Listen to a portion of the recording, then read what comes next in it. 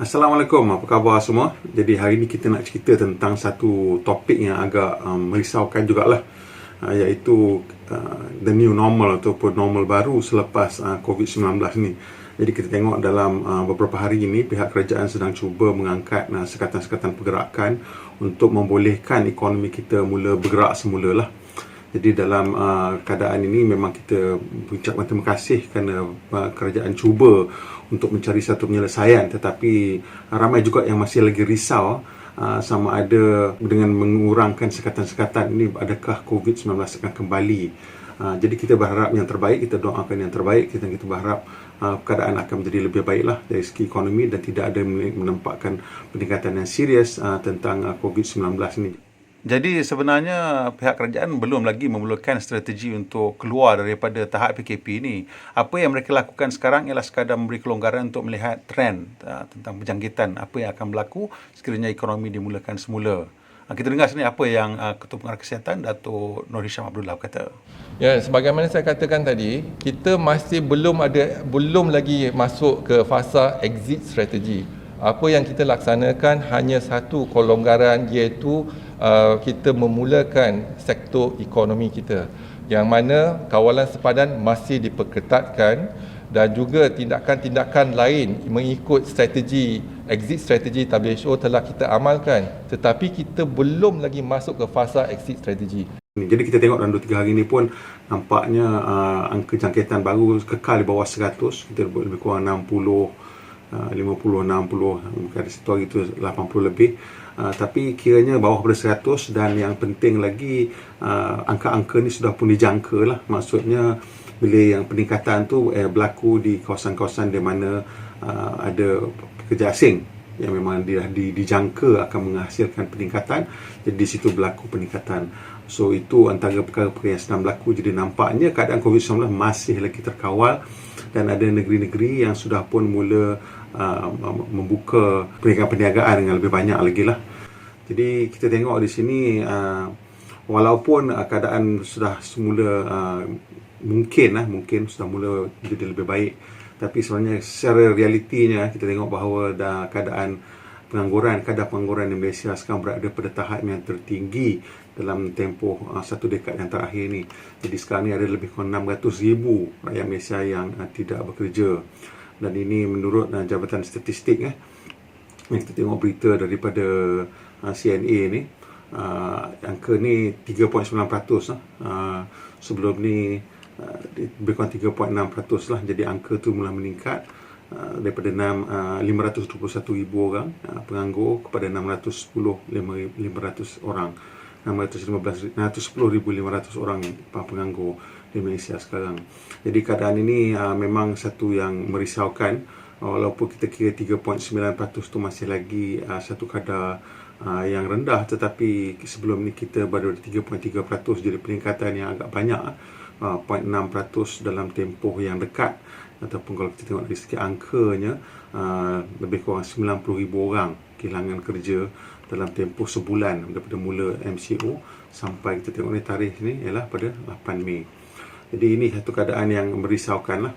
Jadi kita tengok Bernama juga membuat liputan tentang bagaimana keadaan sekarang ni boleh diperbaiki lah.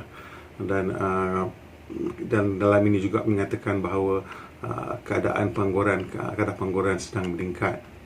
Jadi bila kita tengok laporan daripada Malaysian Federation of Employers lah, dia kata mungkin akan meningkat kepada 13%. Dan ini suatu angka yang merisaukan lah. Kalau 3.9% pun dah 600,000 kan. Jadi kalau kita naik sampai 13%, ini dah 4 kali ganda lah kan. 4 kali ganda. Jadi 2 juta lebih orang akan kehilangan, akan menjadi penganggur dalam tahun ini. Dan ini sesuatu yang sangat merisaukan lah. Ini 13% ni unjuran daripada MEF Executive Director Encik Syamsuddin Bardan. The Malaysian Institute of Economic Research itu dia betul 2.4 million, nampak. Ini laporan minggu lepas 25 Mac.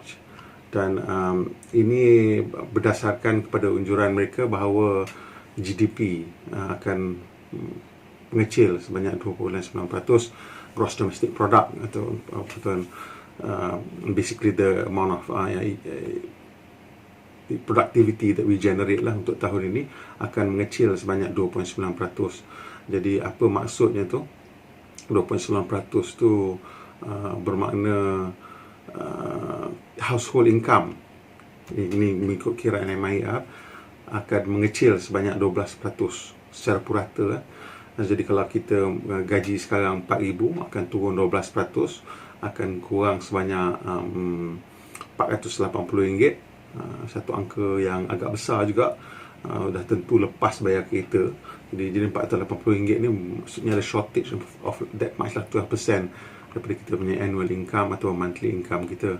Dan daripada situ 11% kita akan mendapati consumer spending juga akan mengecil sebanyak 11%. Dan ini satu yang mungkin tak dapat dielakkan lah. Walaupun harga barang mungkin jatuh pasal permintaan kurang, tapi tak boleh nak buat apa, because kita memang terpaksa ikat perut dalam keadaan sekarang ni. Of course, MIR ni agak optimistik. Dia kata industrial output and trade will rebound to near full recovery from the third quarter of 2020. Kita tak pastilah sama ini betul akan berlaku ataupun tidak, tapi itu dia punya unjuran lah. Dan bila kita tengok apa yang dilakukan oleh pihak kerajaan ini menurut MIR, dia kata ini akan boleh membantulah. Dia juga MIR juga mencadangkan supaya pihak kerajaan mengembalikan GST. Jadi GST ni memang satu sistem cukai yang dibantah sebenarnya atas dasar politik dan bukan atas dasar ekonomi sebenarnya. Ini memang pendapat di kelas saya, bukan saya nak cerita pasal politik ke apa ke. Tapi GST ni sudah terbukti ia menjadikan ekonomi lebih telus kerana ia menyukarkan syarikat-syarikat yang suka menipu cukai ni untuk menipu. Kerana kalau dia tipu pun, dia yang kena tanggung cukai tersebut. Sebagai contohnya lah, kalau kata dia mungkin nak terima barangan pada harga tinggi, sebenarnya dalam dia invoice lah, mungkin nak tipu cukai. So dia kata dia beli barang harga mahal, dia nak jual barang harga pasaran, jadi dia punya cukai, dia untung ni kecil, katalah nak menipu macam tu. Tapi dia punya invoice kena tally dengan invoice orang yang sebelumnya, iaitu orang yang menjual pada dia. Jadi kalau invoice tu tak tally, somebody kena bayar benda tu. Si penjual tu kena bayar cukai pula pasal invoice kat dia, GST tu nilai sekian nak kena bayar. So somebody akan kena bayar jumlah GST atas invoice tersebut. Jadi GST ni dicadangkan untuk dikembalikan. Ini MIR punya cadangan dan saya bersetuju dengan MIR bahawa GST patut dikembalikan pada kadar yang lebih rendah lah. In fact sebelum general election pun Tengku Pilihan Raya Umum, saya ada mencadangkan dalam video saya lah. Mungkin menteri tak tengok kan kita punya video kan. Jadi saya mencadangkan bahawa GST patut dikembalikan pada kadar 3%. Kerana itulah cara yang terbaik untuk memastikan ekonomi telus, dan bila ekonomi itu telus, tak ada orang menipu, cukai akan meningkat, dan ianya memastikan kita semua tak ditipu main harga tipu. Pasal harga kena bayar GST tu. Jadi kita tengok salah satu kesan bila GST dimulakan, immediately tak ada harga telefon underwater, submarine, semua tak ada, hilang. Pasal tak boleh lah nak buat macam tu. Nanti kan siapa yang nak tanggung perbezaan cukai tu? Penjual takkan tanggung, dan kita memang takkan nak tanggung lah kan perbezaan cukai antara pembeli dan penjual. Jadi kita tengok ini MIR lah. Jadi sekarang kita terus ke industri otomotif secara lebih spesifik lagi. Dan kita lihat di sini, okey, jadi ini Affin Hwang punya investment bank punya unjuran. Dia kata akan mengecil sebanyak 20% kepada 485,000 unit daripada dia punya unjuran 562,000 unit. Jadi ini lebih teruk daripada dia, of course dia punya unjuran ni lebih rendah lah, 562,000 unit untuk tahun 2020 ni. Lebih kecil daripada unjuran Malaysian Automotive Association MAA yang mengatakan tahun ini kita mungkin boleh menjual 607,000 unit kenderaan. Dan apa-apa pun kalau kata mengikut number MAA pun, kalau kata 20% jatuh, jadi ianya akan jatuh 120,000 unit. Jadi lebih kurang 480 jugalah lebih kurang. Tak kira lah macam mana pun this thing is going to fall below 500,000 lah katanya. Dan of course Huang pun ni dia agak direct lah. Kalau kita tengok MAA, dia cakap betul akan terkesan, tapi MAA belum lagi bagi angka lah. Pasal MAA nak tengok dulu mungkin actual sales data untuk bulan Februari, March dan April. Februari rasanya sudah pun terkesan, March memang terkesan teruk, April burn 1 bulan langsung tak ada apa-apa jualan. So kita tengok dalam 3 bulan ni memang dah nampak kesan dia, dan bulan Mei juga akan menjadi 1 bulan yang mencabar lah. Dan ada yang beranggapan mungkin setengah model macam X50, produk punya SUV baru, Honda City, Nissan Almera ni model-model baru ni dapat mengembalikan minat pasaran lah. Tapi kita ada satu berita eksklusif di sini yang saya dapat daripada sumber lah. Jadi belum lagi mendapat pengesahan secara rasmi daripada pihak Proton bahawa mungkin ada kemungkinan besar yang Proton X50 tu mungkin akan ditolak lah dia punya tarikh pelancarannya.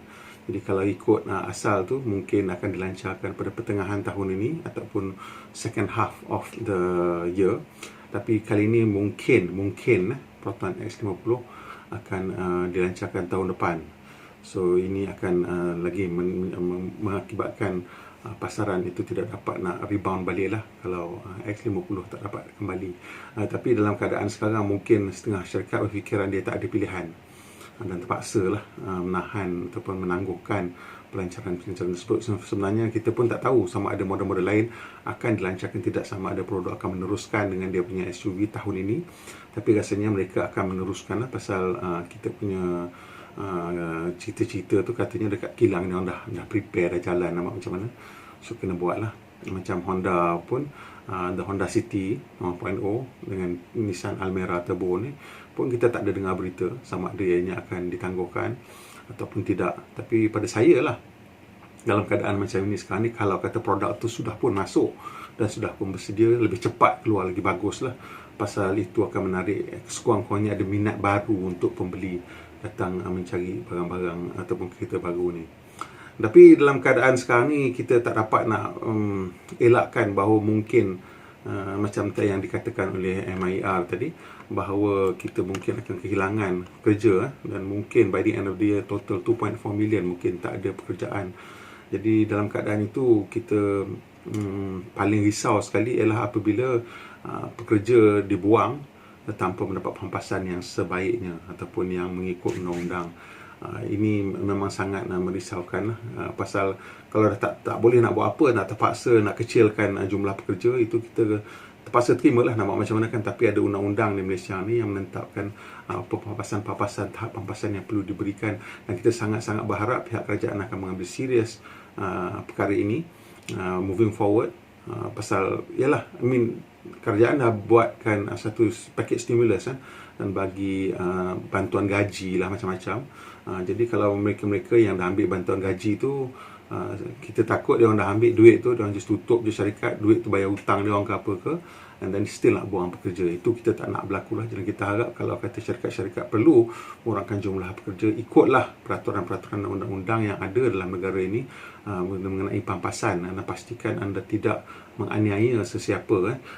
Kita faham kalau kata nak kena buang, tapi kalau ada pampasan, selalunya pampasan ni bergantung kepada berapa lama kita dah bekerja lah.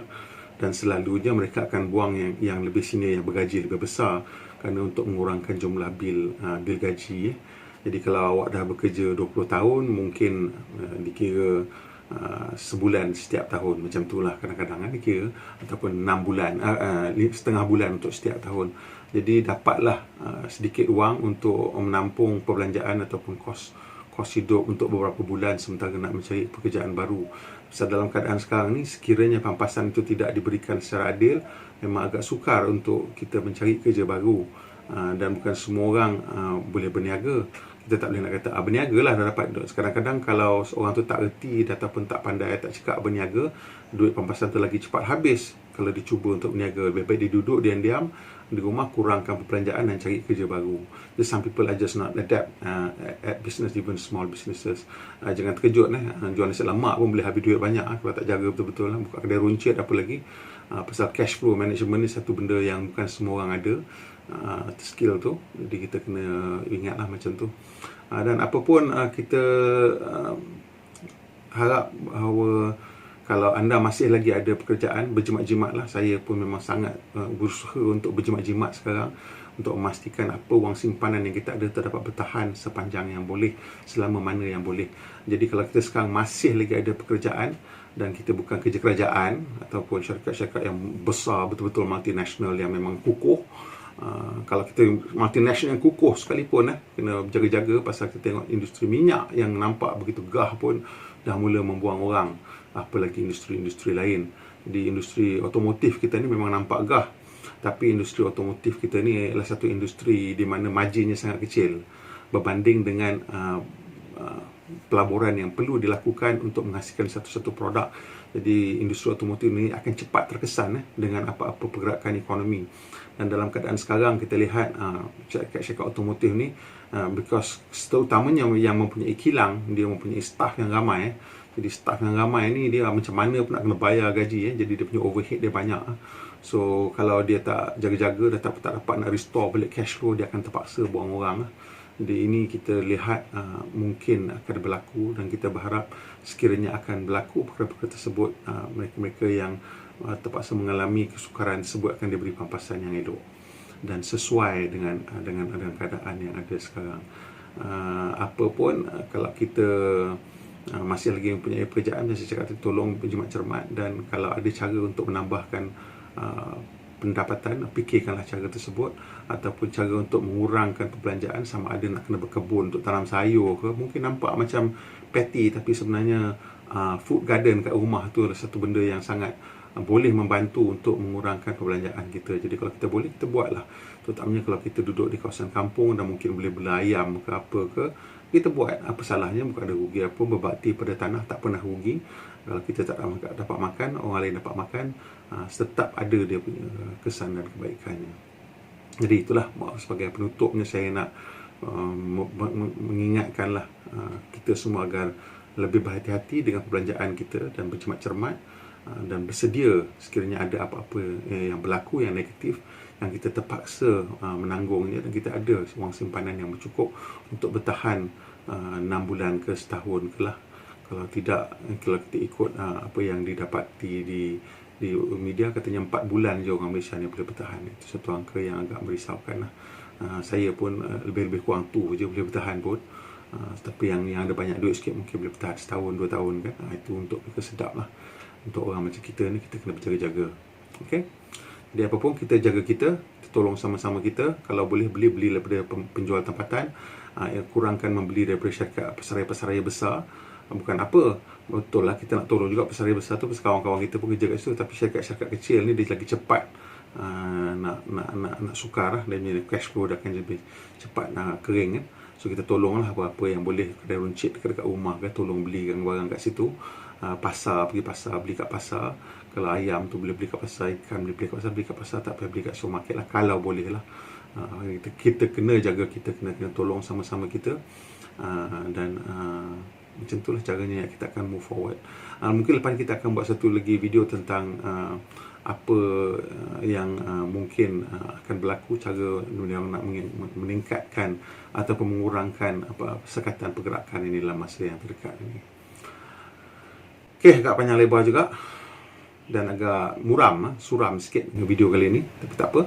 Something saya rasa penting, betul perlu kita discusskan lah. Kalau apa unjuran yang kita dapat ni 20% ni, kita akan berasa staff sikit lah tahun ni in the automotive industry. Apapun, teruskan memandu dengan secara berhemah. Puan Malaysia kemudian berhemah. Kita jumpa lagi, insyaAllah.